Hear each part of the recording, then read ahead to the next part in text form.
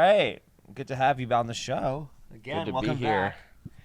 Yeah, it's been a while. I'm glad to All be right. back. Well, welcome to episode number 141 of Convos on the Pedicab. We're here with my friend Nick Kantor. Nick Kantor is back in Austin. Due to some unfortunate circumstances, his brother got inadvertently killed. He got killed in a gang shootout that was not his fault in any capacity. We're going to talk about that. Before we do, we do have to give a shout out to our sponsors. Have you been leaving your house outside again? Texas weather can wreak havoc on your home, especially your roof, and if you haven't had it inspected lately, chances are that outside elements could be making their way inside your home. Trust Balcones Roofing and Remodeling to perform a thorough roof inspection and offer long-lasting solutions.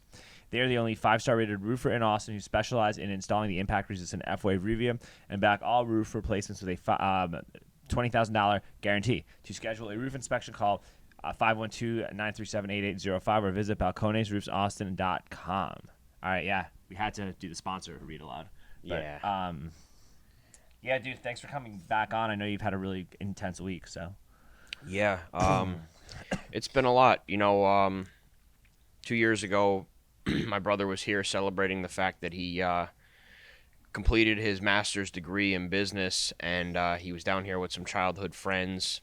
They were celebrating, having a good time, checking out the music district on 6th Street, and then two gangs confronted each other. One gang shot, and unfortunately, they don't do a lot of firearms training in the hood. So the guy missed everyone he was aiming at and killed my brother and shot 14 other people, innocent people, paralyzing one who, I mean, you could make the argument that she was killed that night too, because it was very, very hard to hear her mother's testimony about how her daughter tells her most days that she would rather have died that night than be in the condition she's in, where they have, home aides coming in there to move her around. I mean, she can't do anything by herself. She has a colostomy bag. She doesn't go to the bathroom on her own. She can't wash herself. She can't take care of her 6 kids. I mean, She has 6 kids? she has 6 kids. How old is she? She was 38. She was out just celebrating her birthday, just like my brother was celebrating, and caught one right through both shoulders and went in one side, out the other, and in between hit her spine. And she's paralyzed from the neck down. So, it's almost worse. Imagine being, locked in a body bag, basically, and being able to just look around and having people just move you around. That's what her life consists of. Her younger kids are too young to really understand, so they ask her to go dancing and to go play, and She she has can't. to cry and look at them and try to explain to them in childhood words that she can't do that anymore and she never will be able to again. I mean, I can't imagine what that's like, just try to put yourself in those shoes for 10 seconds. Yeah, I couldn't. It's actually pretty horrifying to think about. And then you think about that, and that didn't really come out during the trial, and I wish the jury got to hear more of that before they made their decision, because I think that would have been really impactful with sentencing, and also just to drive home the point that these people, they didn't care. Every one of them got up on that stand and lied and tried to protect the fact that Deondre White murdered everyone or shot in cold blood. I mean, he had no remorse for his actions. Even when he testified at the end, Before sentencing? he testified during the trial before the guilty verdict. He got on the stand and he testified that he wanted to clear the air and give the Kantor family, the closure that we want. And, his defense attorney basically said all that for him. And then he got on the stand and he lied again. What did he say? What did he lie about? He lied about the facts of the case. Then when the district attorney, when the prosecutor, when she questioned him about the lies, he didn't know what to say. So he shrugged and he was like, well, I don't really say it like that. And he tried to... Wow. What did he specifically lie about? I'd have to look at Because my I notes. didn't like watch the trial at all. Like everything I know is just from what you're telling me. So I just want to know like what did he lie about? Because people are gonna watch this, right? And you So want the average person who's not really involved in what's going on politically or what's going on in Austin to understand what he like why this whole situation is such a part of a much bigger problem. So several things he lied about. One off the top of my head that I can remember is everyone got on that stand and testified that no one else pulled a gun besides Deondre White. Okay. Everyone said, because Deondre was behind everyone. Everyone was facing the man that confronted Deondre's group that supposedly pulled the gun, and that's why it was self-defense. Every one of Deondre's friends testified that that man never removed the gun from his waistband and didn't pull it. Some of them didn't even see a gun. And Deondre maintained on the stand that he saw the gun and the guy pulled the gun on him. And the prosecutor asked him, so you mean to tell us that we should believe you and none of the other people who've testified in this courtroom over the last week? And he said yes. And it's like one of those things where you're like, really? Like you're done. Like it's game over at this point. Before he testified, they played a confession tape. No, I'm sorry, not a confession tape, but an interrogation tape. And in that tape, Deondre tells a lie about how it wasn't him, and the police officer, or the detective rather, explains to him, like, Deondre, we have all the facts. We have the gun. We have everything we need. Like, we know what happened. We're just asking you to explain to us why it happened. Why did you pull out your gun and shoot? Why did this happen? Because we can get in front of a jury and explain how it happened and get you convicted. We just want to know why. And if you help yourself and tell us, you'll bring closure to the Kantor family, to the rest of the people that are interested in this case, and also you'll buy yourself some good credibility with sentencing, with the jury, and ultimately with prison time if you just explain to us why it happened. Unfortunately, there's no incentive for him to buy himself good credibility because the DA will just do that for him without him having to do anything. Exactly, and the DA tried, and you know what? Because we were on top of him, he couldn't really do anything behind the scenes. Although we got some questionable information that he did try to offer a plea deal to Deondre White without even without confronting us at all. Where did you get that info from? I don't want to say because people's jobs are on the line. But from what we were told, Deondre thought he was going to beat the charges, so he said no. I was told he was offered 15 years. He thought that guy thought he was going to beat the charges after everything was. So he thought he was going to beat the charges, and he said no to the plea deal. And then, of course, the Garza's office, and this was before Haban and Gene were on the case, before they were the prosecutors. This was back when it was Guillermo and Efren. I was told he was offered that 15-year, and he scoffed at it and said, no, I'll beat the charges. So, was he and this was from jail when he was offered it? Yep. So I don't know how he thought he was going to beat the charges, but did they offer the plea deal without your permission? Oh yeah, we didn't even. It was never even. The prosecutor's office never even admitted to us that a deal was offered. The only thing they said, because I kept pressing them, and the only thing I could get out of them was that, well, plea deal discussions weren't worth it because Deondre was reluctant to accept guilt. There shouldn't be a plea deal discussion unless you're willing to be okay with a plea deal. Yeah, well, that's what we felt, but thankfully Deondre, turned the deal down. Yeah, although with the sentence, what are you happy with the sentence? No. Here's the two ways you could look at it, right? Okay. So there's a guy who just raped 2 women. Everyone's heard it. It's been all over the news. He got the same sentence, 30 years. And I'm not, Where did he do that? Because there was another situation where a guy tried to rape multiple women and they gave him probation after sentencing. So everyone's probably watched the news at some point this week. Some guy who was on a show. Danny Masterson. Yes. Yeah, Hyde. It was Hyde from that 70s show. Yes. Okay. Yes, that 70s show. So he raped 2 women and he got 30 years. And you look at that and I'm not diminishing the fact that 2 women were raped. I'm not diminishing the emotional, the emotional damage that does to somebody. What I am saying is you're talking about 2 people who were mentally harmed but physically otherwise okay. My brother is dead. Yeah. This other woman is basically Paralyzed forever, yeah. dead, paralyzed forever. And you're giving Deondre White the same sentence. And, oh, by the way, 13 other people besides my brother and Ms. Ramirez are also injured and their lives are changed forever. Plus all the PTSD that everyone around there is suffering. So you look at that and you have to say, like, how are we still at 30 years for the same sentence for I can't even fractionalize the amount of times worse that this crime is.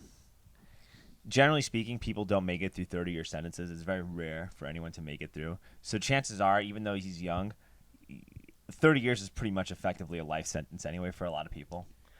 There is that, but there's also, is there any room for, when is he up for parole? 15. Okay, so that's what the problem is. Like, and it's that somebody like that could wind up getting paroled after 15 years. So he pretty much just got the 15-year plea deal anyway. Exactly, and you know what? Even if he got a 15-year plea deal, but he got a 70-year sentence, at least that shows us as a family that there's a value of years for my brother's life. Like, my brother was 25 years old, otherwise healthy individual, could have lived to 100. So that's another 75 So you years. should give him the time that you think would be that what the average life expectancy is, right? That's how I look at it. Like, if you kill a 25-year-old person and the average life expectancy is 80, you should get 80 minus 25 is what your sentence should be. Exactly. That's what I think is a fair. That's what I think is kind of a fair trade versus, like, you kill somebody who's 75 years old and they only have 15 years to live. Okay, it doesn't diminish the fact that you killed somebody, but you really only took less time from their lives, so you're. Yeah. And then the reasoning, your sentence should be handled in accordance with that. I think that's not like a super unfair way to look at it, right? If you just look at it from a number standpoint. Yeah, I mean, and that's one way to look at it. I mean, there's a lot of different ways, but at the end of the day, 30 years. The way I interpret that is that's what you think my brother's life is worth. Although also, if you're killing old people, then chances are you have no regard for human life anyway, and you shouldn't be in society. And exactly. There's also that perspective, which is stronger. Yeah. Yeah. So, I mean, either way, and it comes down to the mannerisms in which you do it. You know, if you're, not to get too far into the weeds, but, my brother was out there having a good time. My brother was not, like, a rival gang or a threat to him. You know what I mean? Like, my brother didn't have a hand in this fight. My brother didn't puff out his chest or flex at this guy. No, not at all. Yeah. He was just there hanging out. He wasn't a participant, which means there should be more time because he didn't bring this on himself. Whereas, let's say Deondre had shot one of the other gang members and killed them. Well, then, yeah, maybe that's a little bit different. Maybe then you could argue self-defense. Exactly. But you didn't hit anybody that attacked you. Exactly. It's insane. Yeah. It's pretty crazy. Well, the fact that you actually have people that were coming to this guy's defense is insane. You know, the crazy part is how many of DeAndre's friends testified and perjured themselves on the stand trying to lie to protect him, but also at the same time told pieces of the truth that all kind of told the whole story. So, when you're sitting through the trial, none of these other, I'll call them co-conspirators because that's what they are, none of them actually told the full truth, but they all gave pieces because when people lie, they never lie entirely. They give you a piece of the truth because they have to be somewhat credible. And so each one of them gave a different truthful part of the story that all aligned with what the evidence, depicted. So in essence, they all ratted him out collectively. And it was kind of bittersweet because it was nice to see his face when all of his friends were ratting him out. And he was putting together the pieces himself, just like I was. But it was kind of shitty that all these people would get up on the stand and lie to protect this murderer, especially after they know that he killed my brother, someone totally uninvolved. And then, but why are they protecting him when him going to jail absolves them? To be honest, I think it has a lot to do with street cred and being like kind of tough, and also the fact that they probably just don't have any regard for human life. I mean, every one of them when they got on the stand was asked, because they had so I'm going to step back for 1 sec. They had a group chat, all of these people, and they were joking about the fact that my brother died. What? In the group chat? Like, yeah, oh yeah. They were joking about the fact that they heard my brother died, and they were like, oh wow, damn, he got another body. Oh, we're going to have to change his hair. We're going to have to cut them dreadlocks off. Like, we're going to have to do a little makeover day for you. Like, Oh, when they heard about it initially, right? Yeah. yeah, and they were, talking about, like, I went in the media and I said, that they were cowards and that he couldn't shoot for shit. And they were, like, talking about that in the group chat, what I said in the media. And it was like, it was going on and on about how, the little facts of the case were coming out and how they were going to hide him. I mean, there was 468 pages of this, so we didn't see every single word.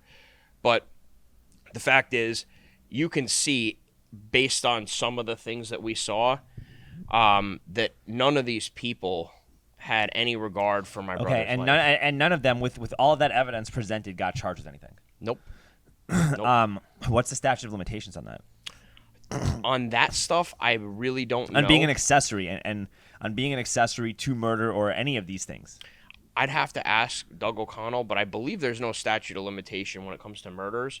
But I know that we have passed the timeline for the statute of limitations for prosecuting illegal firearms charges, which there were 4 illegal firearms that were found on the 4 members that were involved in the shooting. Because they did pass this thing where you can remove prosecutors for not upholding your responsibility as a prosecutor. Now that law has been passed, if Garza were not to file additional charges against these people, would that be a grounds for removing Jose Garza? I believe it would be. I don't know if because it's prior to the passing of the law that it might not. But you still can file there's still no the statute of limitations for filing charges has not ended. And you did tell me yesterday that you were speaking to him and you asked him too why they didn't file additional charges, right? Yep, many times. He said, "Well, it's because we're using that in case we're putting that in our back pocket just in case he lies in the stand, or we're having that. We don't want to throw that out right away because we're worried it'll get dismissed, and we have these charges there to file when we feel it's appropriate." That's what he told me, and I called bullshit on it multiple times. But Nick, that also means that he openly is that he is open to charging them in the future, and the future is now. And if he refuses to, that technically is like a dereliction of duty, and it could be a potential cause for removal as a result of SB 17 being passed. I would love to think so. We'd have to talk to somebody who has a little more legal knowledge than us to be sure that that's the case. I have a feeling that because it's prior to the law, it may not fit. But one thing I would like to highlight is that anyone down here who's followed anything Jose Garza said, one of his main things was reducing gun violence, right? Like that's like one of his huge bullet points, like prosecuting police and going after and stopping gun violence. And like here you have 4 illegal firearms that resulted in a murder, 2 murders arguably, and the biggest mass shooting in Texas history, with the exception of the sniper. Yeah, Charles. Yeah, but you have not one single gun charge filed. Not one single gun charge was filed. Think about that for a minute. The biggest mass shooting in this state in the last 40 years, murders resulting from it, 4 illegal guns, and not one single gun charge filed. And mind you, his whole campaign was about reducing gun violence. I mean, what's going on? What kind of guns are you after? And the answer is, right? I mean, and maybe I'm putting words in his mouth, but the answer is he wants to take legal guns, not illegal guns. Because if he cared about the illegal guns, there'd be 4 more people in prison from this shooting alone. Yeah. No, I agree. And this is, and they live in. These people still live in Killeen or in Temple? 2 of them do. I'm not sure if the one guy, his name was Los. He ran away to Puerto Rico, and I believe he came back, but I'm not sure where he's at. But either way, I mean, they got him back from Puerto Rico. There's no reason why they can't find him again if they wanted to charge him. It's just the matter of fact that Garza doesn't want it's to. one of those. Yeah, but okay, it's one of those things too. Well, if Garza doesn't want to, these guys are probably still criminals. Oh, without a doubt. Without a doubt, right?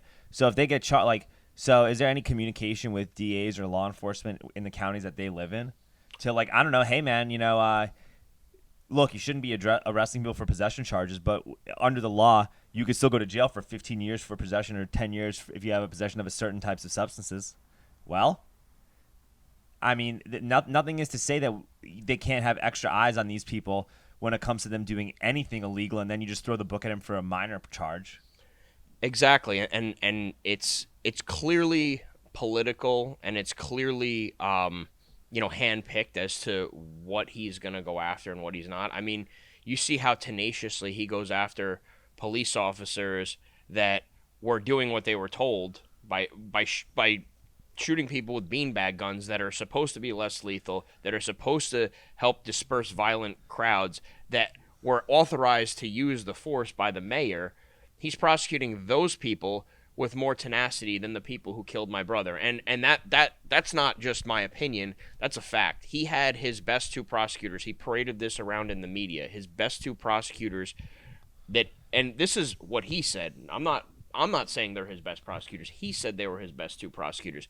And then 6 months before my brother's trial date, he pulled them off to put them on the Sergeant Perry case, A.J. Perry, who the protester put an AK-47 to his head through a window. The Perry case is a little bit different, though, than a lot of other stuff, though. Well, you know that I was downtown during that? No kidding. Wow. That must have been a crazy thing to I haven't witnessed a shooting, but I'll tell you this, like, as someone who thinks like you in a lot of ways, I do not buy the Perry's story. I only know his side, so I won't speak to what happened. Okay. I'm going to tell you, and one of my camera persons is not Gary, but my friend Hiram actually filmed the whole thing kind of going down. I'll tell you this because I can't fully pull offhand what Hiram told me. But this guy was like an Uber driver, right? Yep. And his claim was that they were blocking traffic and he couldn't move anywhere. Dude, the streets were empty. Really? The streets on like everything was closed. It was the middle of a lockdown. Right. Only like 3 restaurants were open. The street, like I went down there just to see, like what it was like, and just because I was feeling restless, I wanted to see what it was like to just ride the pedicab around. Maybe I'd get lucky or something like that. Turns out I saw that, but the streets were empty. Like it was really easy. To drive around and avoid those people completely. It was really easy. Like if you saw a crowd on that area, right, you could have really easily just turned around and looped back up, and it would have taken you an extra minute of time. So if that's the case, I mean, then that's information I wasn't privy to. It actually was really like, there's also like I talked to some of the protesters, and I think he hit like a parking cone, and the protesters, I think because he hit a parking cone, they thought that he was trying to hit them. Oh. And so then that happened, and then he pulled his gun out, and then this guy Foster had his AK in a low ready position, but he wasn't pointing at him. He just had the AK in a low ready position, which everybody has. That anytime you carry a weapon like that, you have it in a low ready position. Yeah. And then he wound up shooting him while that happened. But like I actually think that they made the right decision with the Perry verdict, just based on like just based on the facts of that alone. Like, and those people that were there were not like there was a lot of violent craziness that happened as a result of these protesters, but like some of those people that were there that day were not like violent people that were trying to start fights. People, like, none of those people were trying to throw Molotov cocktails through buildings. Nobody broke anything. Nobody did any. They were just like literally they were peaceful, but they just had like the wrong ideas, and they were sympathetic to like rioters. But those people individually were not like they weren't. I never felt like threatened by them driving a pedicab. I'll tell you another story actually with those guys. A week later, I went out just to kind of ride around because I knew that the whole thing was happening. And at like 2 a.m, I got this like really drunk like guy who was like this fake patriot type dude, and he wound up getting into it with the protesters, right? And eventually, he got off the bike, and things were about to get physical. So I got up to just have my customers back, and all of a sudden, and this is a group of black people, right? He starts dropping N-bombs at them. Oh my God. Yeah, and so he's like, okay, well, now I'm like, all right, well, I'm out. You know? So I go back to my bike. I'm like, hey man, you had me, but you lost me. You're on your own now, kid. Yeah, you can't do that. Yeah. And then this guy tries to get back on the bike, and I'm trying to drive, I'm driving away, and he's fighting with the people, and all types of stuff gets crazy, right? And they threw him out of the cab and just beat the fuck out of him, right? Rightfully so. Yeah, and he was also put his hands like a chick or did something like that. He was just out of control, right? Okay. Anyway, you know what they did to me? What? They cleared a path for me to just leave. Oh wow. Yeah, and so I'm like, oh wait. So you mean to tell me these are the same people that are gonna violently threaten this guy's life for no reason? While he was driving a car, the guys who voluntarily cleared a path for me when I had a customer that was dropping N-bombs. Wow. So yeah, it's you're gonna tell me that those people we're trying to assault and beat up and attack Daniel Perry? Yeah, I mean, yeah, that's a totally different point of view of the protesters than what I was told. Well, a lot of them are horrible, but I'm just talking about those people on those particular couple of weeks. Yeah, I mean, are who we're referring are who we are referring to. Wow. Well, that changes a lot, and you know what? That's why, again, for me, coming from New York, hearing things, depends on who tells the story, depends on how it's told and what happened. So without speaking on the Perry case, I mean, I know that Garza also took those DAs off my brother's case to go after the 24 indictments of police officers, and I guess my message is not that Haban or Gene did anything wrong. I think they did a great job, especially the fact that they were thrown on the case with 6 months to go, and they really hustled and did a phenomenal job. But my point is, where Garza is focusing his resources, he had the choice to prosecute the largest mass shooting that ever happened in the last 40 years with his best resources, which he had already allocated to my brother's case.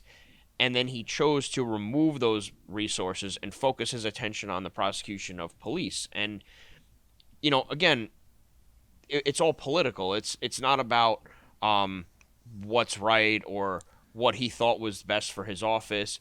I mean, I think it would have made a lot better of a statement toward his own supposed political position, is to get guns off the street and prosecute gun violence.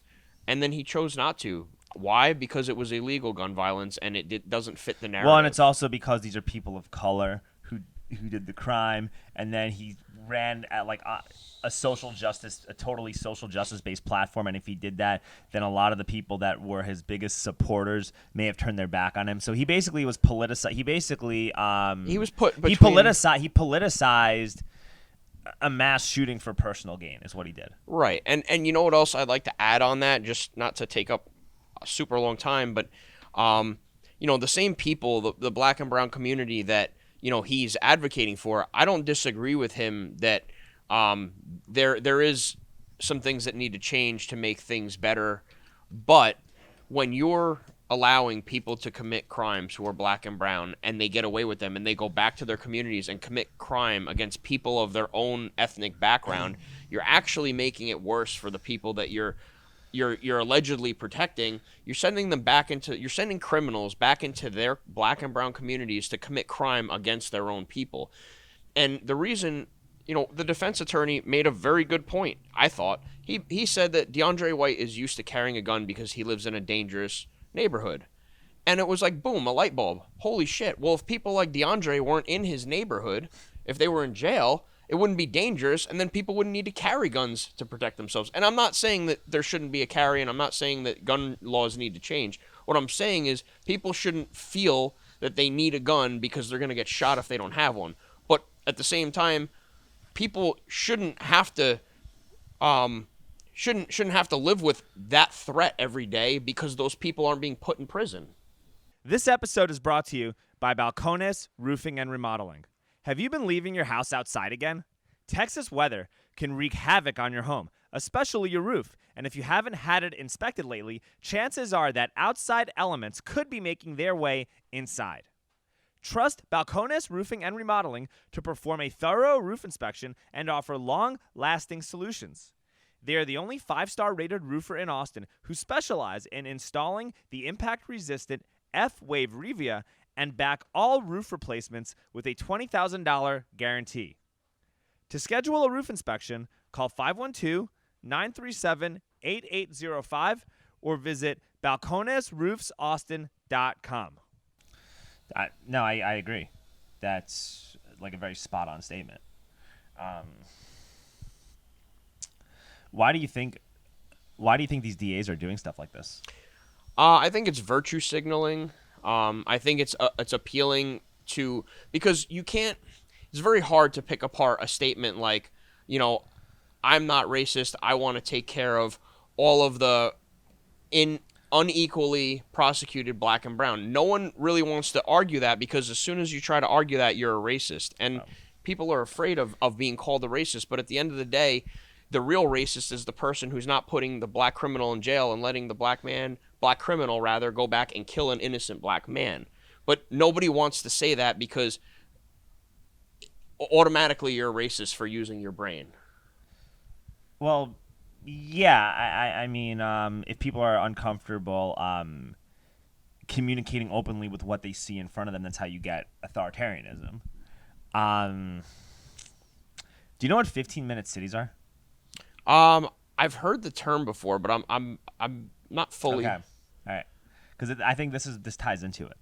So a 15-minute city is a UN and basically a Davos-based initiative to reimagine cities in a green and carbon-neutral manner, in which everything that you need is within a 5 to 15-minute walk or bike ride from where you live, or where you are, where you work, and et cetera, et cetera. And the purpose of this is to reduce carbon and make people less dependent on having to drive a car, because if everything's 15 minutes from you, you don't need a car, right? Right. You're not putting carbon in the atmosphere. The climate change is happening because of carbon emissions, what they say, right? Okay. I've heard that. Yeah. Well, these are the talking points, right? And the 15-minute city reduces that. Everything is very convenient. Everything is within a short walk, and so it's an initiative that's being sold to redevelop and reimagine cities through convenience and through pretending to care about the environment. Now, what happens in these cities, though, what could also happen in these cities is that you wind up creating a very heightened type of a security state, because if you're creating these 15-minute cities to reduce carbon emissions, well, everybody needs to be monitored so that we're not going over our carbon allowance. If we go over our carbon allowance, you're going to destroy the planet. We're not going to be around in 5 or 10 years. So now we need cameras, and we need tools to really monitor everybody's carbon output, which basically means we need to monitor you at all times. And some of these like C40 climate goals are like, oh yeah, you can only travel a certain amount of distance per year. You can only take a certain number of plane trips every 3 years. You can only, we want to stop from eating meat. All of these initiatives, right? A lot of these initiatives are a lot easier to implement within a 15-minute city. Some places, like in China, I think, I could be wrong, make you actually sign in and out of your 15-minute city if you're going to leave your zone. Wow. They have cameras making to monitor where you go, and if you leave your zone and where you're going, and tracking all of your movements, right? So it's basically, for lack of a better word, it's an open air prison. Now, nobody at this point is going to consent to wanting to live in a 15-minute city, right? Even the most liberal, left-leaning people, if you tried to sell this to them, it's a hard sell. Of okay. course. So what do you need to do in order to turn something like this into a reality? Crime. That's one factor, but you need people to be afraid to leave. You need people to leave your city. You need businesses to close. You need the property values to go down. Right, so that you can buy it all up, change everything and then sell it all back to people. Yes, exactly. And I think that's what this whole initiative is for. Like, if you look at San Francisco, you look at Oakland, there's no retail, there's no businesses. People aren't going to restaurants. Like, everyone's moving out of these places. Even like Chicago and New York City, they're moving out of these places left and right. Okay, fine. Real estate, if it's not already there, it's going to be there very soon. Especially commercial real estate. There's about to be a commercial real estate crash, right? And this is being exacerbated by crime and everything, even though they're not telling you that. Once that happens, a bunch of developers that are connected to these people that go to Davos, you're going to see them buying up, or BlackRock or these investment firms with unlimited treasury money, they're going to buy up everything, which they're already kind of doing. And then and this Larry Fink, he's like the godfather of ESG investing, right? Once that happens, oh man, you're going to hear stories in the newspaper. Look at how New York City or San Francisco, once ravaged by crime, has reimagined itself into a hub for sustainability. You're going to see articles like this left and right to continually sell everybody else on 15-minute cities. They're going to have movies, they're going to have TV shows, they're going to have images really trying to like show how great it is. But all that happened is it's a controlled demolition of your community to rebuild something that gives these billionaires even more control over your lives. And what's crazy is that the progressive anti-billionaire activists are the biggest proponents of allowing this to happen. Wow. That is that is a very methodical that is a very well thought out plan, and it does kind of make sense with what's going on. I mean, you see, like, when the crime spikes, whether people want to admit it or not, people move out of those areas. I mean, yeah, duh. You hear it all the time. Yeah. And then, the area gets kind of run down and it's cheap to buy. And that is the cheapest way. I mean, the only other option. Steve Adler said this on Joe Rogan. How do you destroy property value? Bring crime. He literally said it and was laughing on Rogan. This was a couple years ago. Yeah, I mean, because the only other way to achieve that goal is to buy everyone out. And that's going to cost way more money. And some people just aren't going to sell. So the best way to get people out is to create crime. Yeah, because no matter how much money you have, like the person, especially like the people that have lived in East Austin for multiple generations, they're not selling grandma's house, okay? The only way that you're going to sell grandma's house is if things in that neighborhood are so bad that you just have to leave at any cost. And then you get to sell grandma's house for a much lower value. You know what else, too, I'd like to add is the crime also gets rid of the type of person that would fight back. Like, right, take for example, like a middle class family. Like, they're gonna have more at stake in an area because they've worked so hard for that home. They've had maybe 2 generations in that home. They have a little bit more extra income to actually fight back. But if you create crime and you convince that middle class family that it's not middle class anymore and they're living below where they should be, they leave voluntarily. So you're removing people that will fight you back, both economically and politically. So it's actually a pretty brilliant avenue to remove people. Yeah, and then sprinkle in where you prosecute people for defending themselves, like that guy in the subway in New York. Yep. All of a sudden now you demoralize people even more from even wanting to try to help, and then your where you live becomes Gotham City, and then you move out faster, and then it just allows these people to buy up land at a cheaper price. But like when people say it's about social justice and reimagining policing and and stopping police brutality and all that stuff, even a lot of these people, they really do mean well, but they're missing out on the bigger picture. And I think there's got to be a way to communicate what that bigger picture is, because this doesn't stop until we wake up people who are left-leaning. And this is how I think the way I phrased it to you is how you wake up people who are more left-leaning. Here's the thing. Yeah. I agree, but I think a lot of people would say, well, that sounds like a conspiracy theory and that's far-fetched, because people don't want to believe. It's like the Matrix, right? You take the red pill or the blue pill, but if you take the red pill, you have to realize what's really happening, and people don't want to, because that means...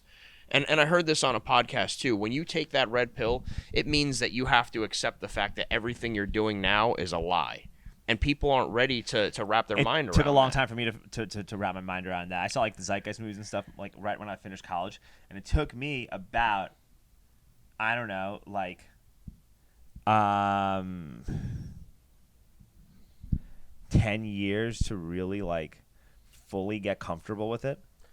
Well, what it comes down to is following the money. I mean, you can follow the money a lot of ways, and it all kind of leads back to the same thing, which is control, right? Yes, yeah. I mean, that's what it all boils down to is Big Brother control.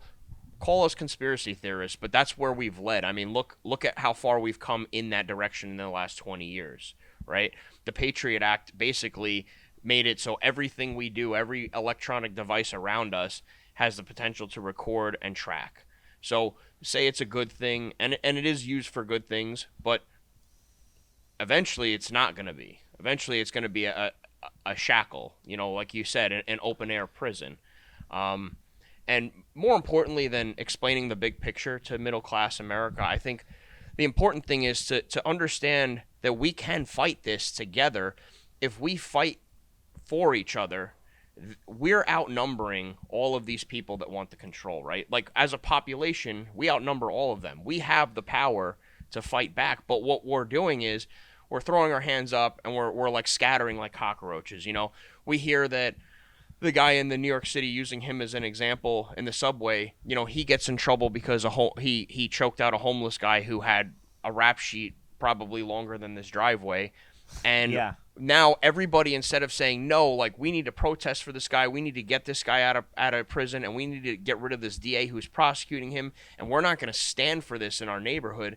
Everybody's like, oh boy, I better not, I better stay away from these homeless people. I better not get into an altercation. I gotta hide. I don't want that to be me.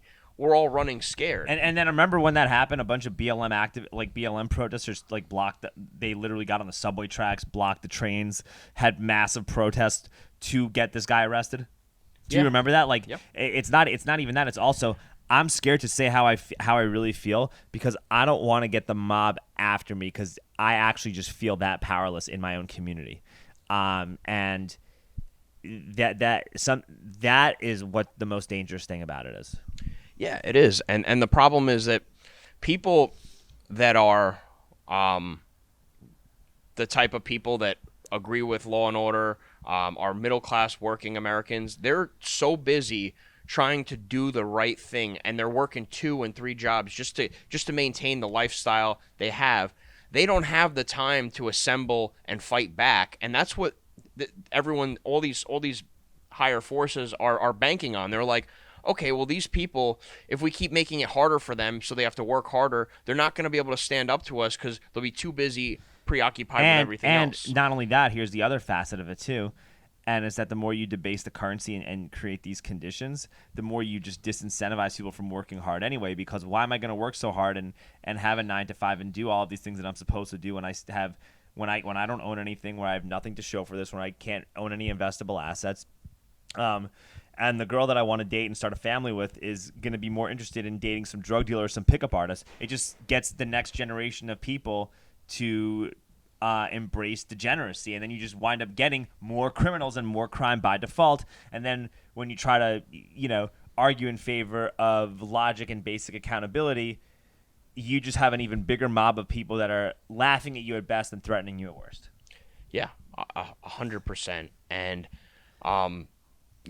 when you also don't prosecute crime, and you take away people's ability to be financially independent, like, you basically break them down to a point where they want to be government dependent, because they're just like, all of my best efforts have gone nowhere. Yeah, I give up. Fuck this. I don't care anymore. Yeah, and it's the perfect way to control them, because now if they speak out against you, you turn off their food rations, right? Or you say, you know what, you can't live here anymore, you got to live over there, because we're not going to give you the amount of money that you need to live where you're living. Now you have to move here, and you don't have a say in the matter because you don't work anymore. You're government dependent, and they're or even if you do work, it's still not enough. Like, it's not enough. Or your company, because everything has been totally reimagined, now they have to fire you because they can't have any workers who have these opinions or thoughts.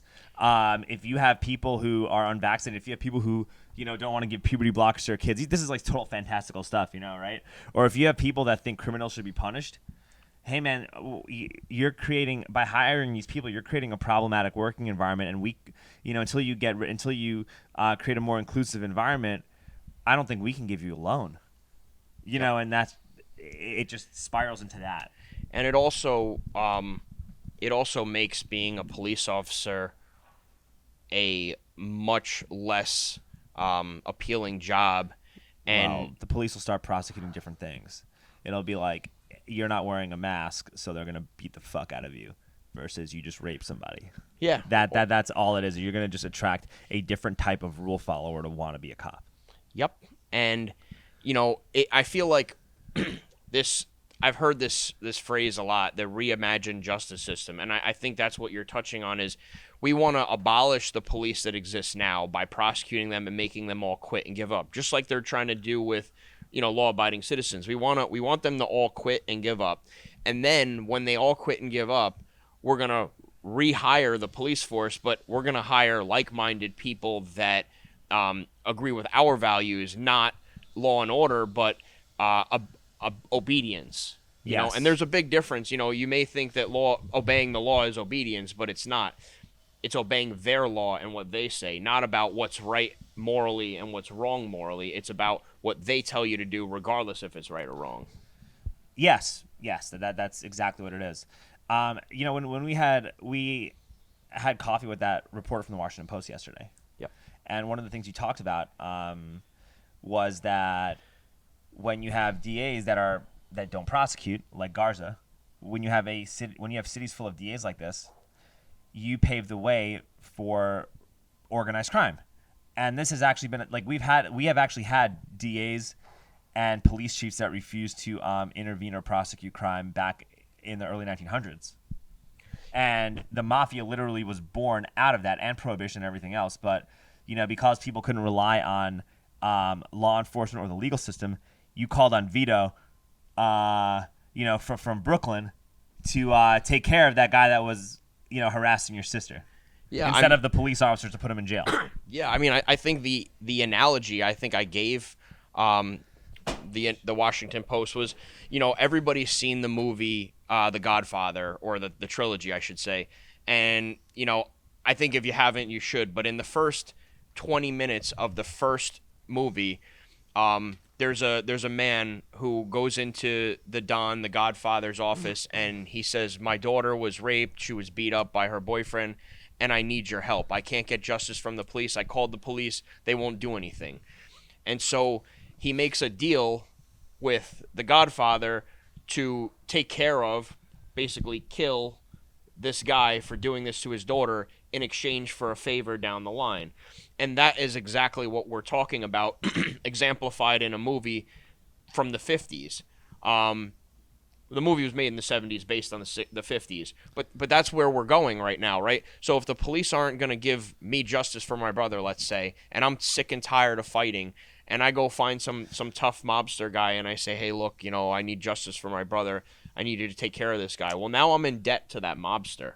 And if I don't do what he wants, now he's after me, and I don't want that, because he's the toughest guy around. So I'm going to do what he wants, and now you relinquish control from the government to the mob, and that's what I don't think these people are taking into consideration. Is that's what eventually they're going to breed before they get control. Well, no, or maybe that's what they want, because when you have people constantly fighting and warring with each other within communities, nobody can. It's the ultimate actual divide and conquer strategy. Then governments and large corporations just walk all over everybody. Because if you have to worry about getting attacked by a rival gang, you're not fighting government tyranny, or you're not uniting to you're not uniting to stop Bill Gates from buying up all the farmland. You're not gonna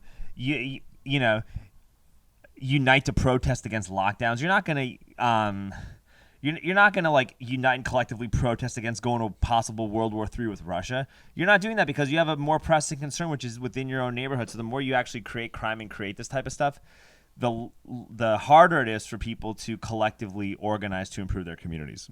It's by design. It's on purpose. Oh yeah, absolutely. And that's got to be how this message gets conveyed. And I think it's got to be done in a way that's relatable. When I confronted the DA last Thursday, right? Yep.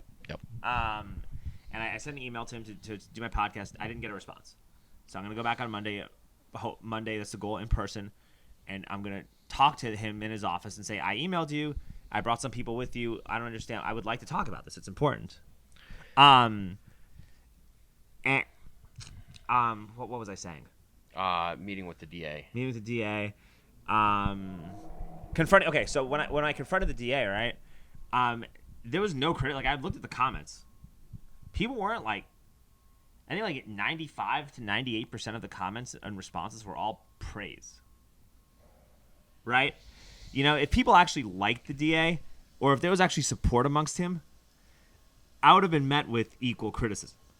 Absolutely. And there's no criticism.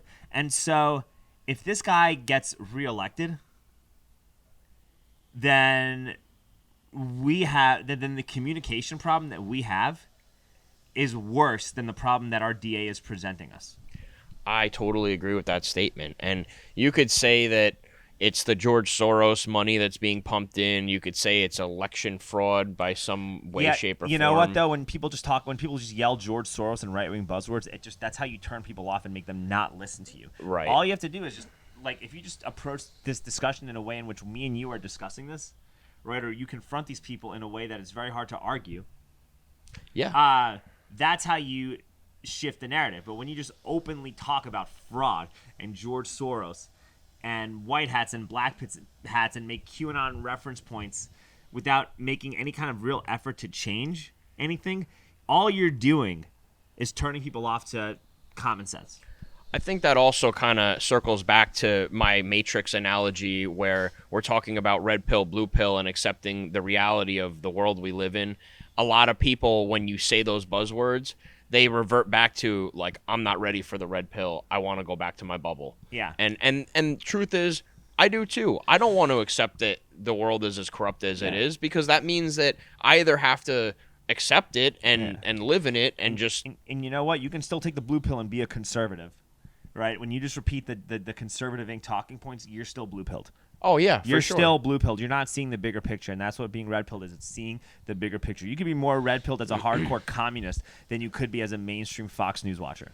You know what else, too? I think there's a lot of bullshit when it comes to Republican, Democrat, because at the higher level, they're the same. I mean, there are Republicans that are all for everything we've talked about, and there are Democrats that are, and there are Democrats that aren't, and Republicans that aren't. So this isn't about, like, picking a side politically as much as it's about picking the side that you're on as a citizen of this country.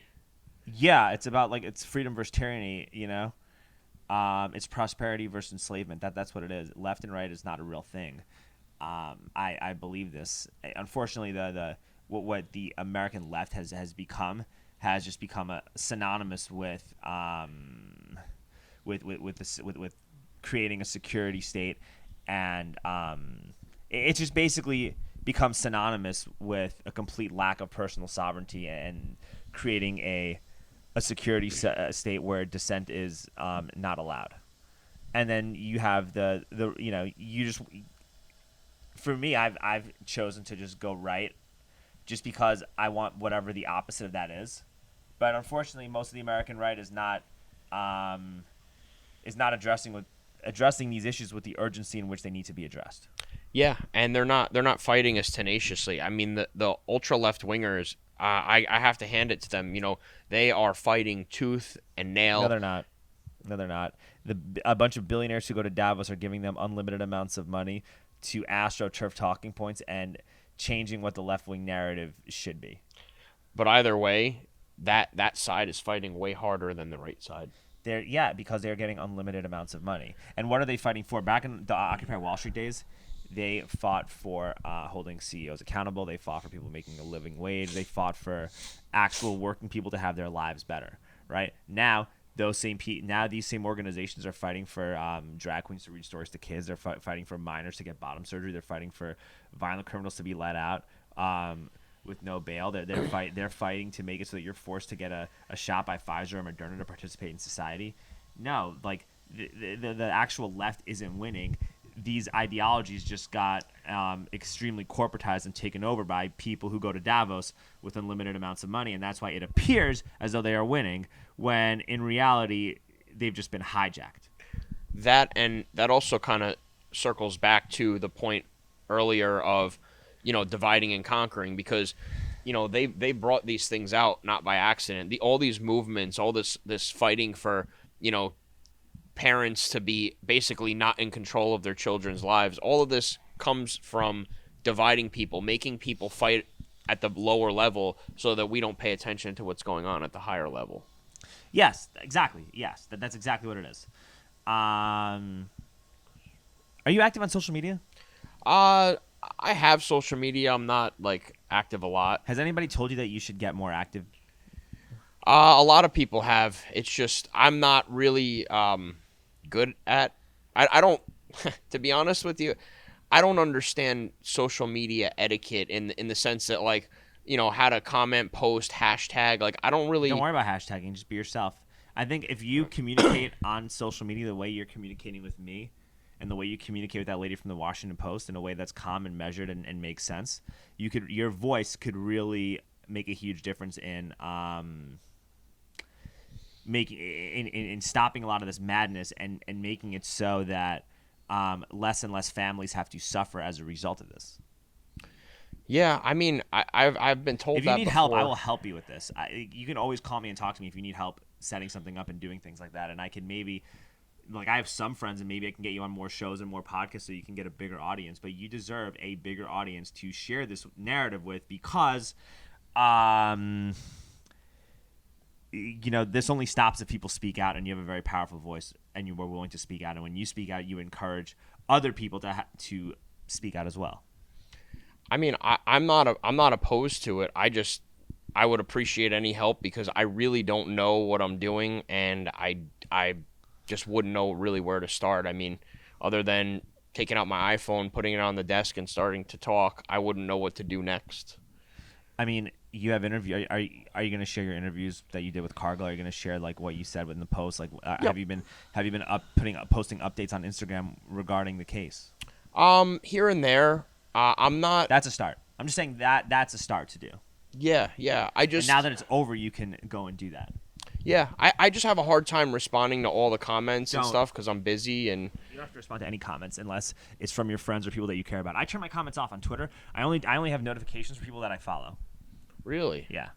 I didn't know that. See, and this is the kind of stuff that I really don't know about social media. You can turn the notifications off. A lot of people that are commenting might not even be real people, or their AstroTurf accounts. Just ignore it. If the comment's not relevant to what you're talking about, just ignore it. Other people will comment for you anyway, especially because you have such a powerful story. People will comment and they'll share, and as long as you all you have to do is share your story and speak about this in a way that's calm and measured and relatable to people who don't have strong political viewpoints, which is everybody. Yeah. And I think you make a valid point. I probably should try. And I'm not opposed to it. I also feel like sometimes, I say things in the media and it gets misconstrued, or they take out all the meat and potatoes of the post, and then. So bring a camera with you next time.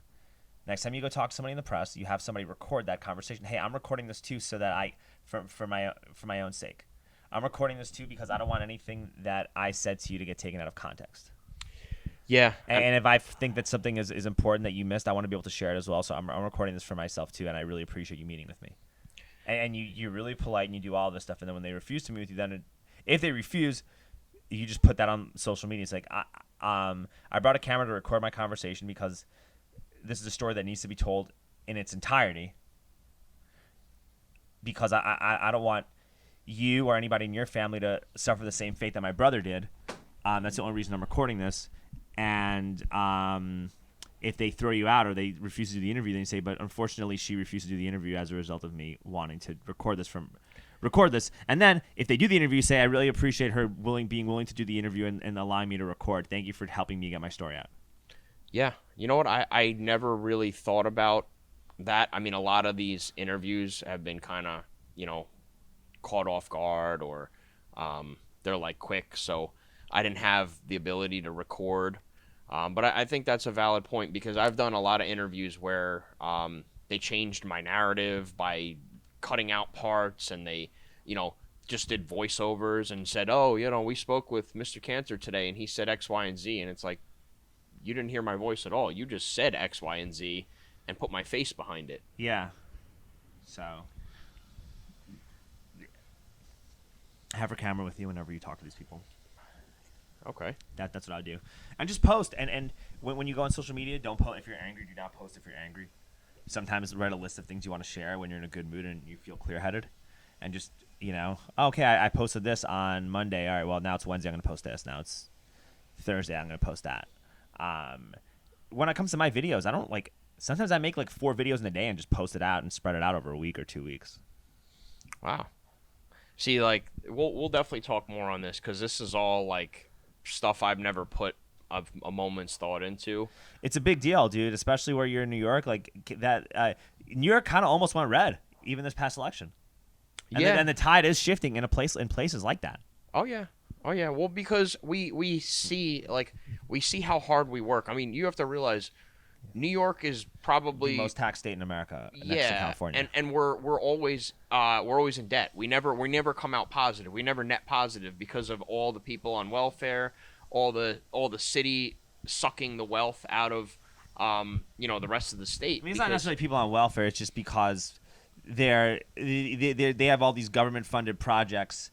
It basically because of crony capitalism, because people with a lot of money that are politically connected have these fake foundations, and you have to pay a bunch of taxes to fake foundations that don't help anybody. Right. That's more what it is than just welfare recipients. Right. And as somebody like me, I am not very wealthy. I'm not super financially free in the sense that I could just stop working and be fine. So people like me, I live in a small 1,600 square foot house, and my taxes are $17,000 a year. What the heck? Mine are 5 or 6, I think. So that's my house. People in other states, if you're watching this, I realize that states like South Carolina, I was actually looking to move there. You pay taxes on the property that you own, like cars, bikes. I'm not talking about that. I'm talking about for the home that I live in, my 1,600 square foot home. Just for that, I pay $17,000 a year just to live there. That doesn't cover my energy bill. That doesn't cover the automobile insurance that I pay. That doesn't cover anything for a motorcycle. That doesn't cover the taxes you pay. How are the services in your community? So in the county I live in, it's not too bad. You're not all that bullshit is kind of removed from you, right? For the most part, I mean, look, there's always pockets of that everywhere in New York, but I live in a predominantly red county, so it's minimized, but it's definitely there. It's a lot. It's still a lot of money you're not getting what you paid for. No. I mean, all of our money. So we have a population of people, a very large population of people that are welfare dependent, and I don't want to get into that population too much, but they have systematically sucked the tax money out of the state to build sidewalks, housing, pay for child support. So our county has this huge negative. And then we have people like me and others that work really hard to put money into the county, but our roads are shit. We don't have street lights on some roads. So there's exactly, and this type of stuff makes people like you move out, and then it eventually will depress the property value, and this is how the 15-minute cities get built. Exactly. And that's why it's so important for you, because of what you experienced, to speak out and be as loud as possible, because if other people aren't pushing back, and the time to push back is now, and you got to do it in a way that's respectful and non-violent, and non-threatening to people physically, but you have to push back, because if this doesn't change in the next 4 to 6 years, the 15-minute city tyrannical hellscape vision of society that they're trying to build has a much larger chance of actually being put into effect. So that everything that you're sharing right now, that's why it's even more important for you to say something and speak out about this, especially while you're still in New York, because New York is one of the most demoralized cities in the country. I grew up there, all right? You know this. Yep. I've been here for like 10 years. Even 10 years ago, bro, like, you know, everybody wanted to complain about Republicans in D.C., but nobody wanted to complain or take collective action as to why it costs $12 to go over the George Washington Bridge every day. Yeah. You know, that's a symptom of demoralization. You know, nobody is complaining about the fact that you're paying exorbitant amounts of money in rent to live in a walk-in closet with 4 other roommates across the street from a housing project where you got to worry about getting stabbed on your way home. You couldn't have those conversations with people in New York. You know why? For the most part, demoralization. Yeah, So that's why it's that important. You got to speak. You got to like. That's why it's so important to really to speak out and be a voice of reason, especially in these crazy times. 100%, 100%, and I will start doing that. Good. I you know, we all need as much help as we can get. You know. You know what? Now that I think about it too, it's a team. It actually is a team effort. It is, and you know what else too? People like us, you know, we get kind of divided and conquered because, like, I feel like sometimes, you know, like I might make a post and like, you know, I'm like, does anybody even really give a shit? And then I'm like, you know what? Why am I wasting my time doing this when nobody really cares? And like, it's a really bad attitude that I have sometimes. Because I get that too. That's why it's important to have that sense of unity, because what happens if I feel like I'm in a rut? Well, then Nick's got to pick up the slack. What happens if you're in a rut? I got to pick up the slack. This is literally the ultimate team. Fighting New World Order tyranny, for lack of a better word, is a team sport that we have to understand that we are actually a team, and we shouldn't be fighting with each other over bullshit. Yeah, and we shouldn't give up. I mean, I'm a big advocate for not giving up and fighting through things. I've been through a lot of shit in my life, and I've never quit. Good. Yeah, and this is the worst time to quit right now. That's why you do all these hard sports, so that when the time gets tough, like now, you fight through it. But anyway, Nick, how do we get a hold of you? I am on Facebook. I am on Instagram. I created a Truth Social account this weekend, and I created a Twitter this weekend. Really? So I don't really have any followers because I just made what is all your this. Twitter handle, Nick? Good question. Yeah. If you don't mind. What is your? Let's see. I will follow you right now, actually. It is. Hold on. See, I used to call it Twatter, and I was so against going on it, but now that it's changed a little bit. So this is, I believe... Kantor _ Nick 3221. That's such a long... Okay.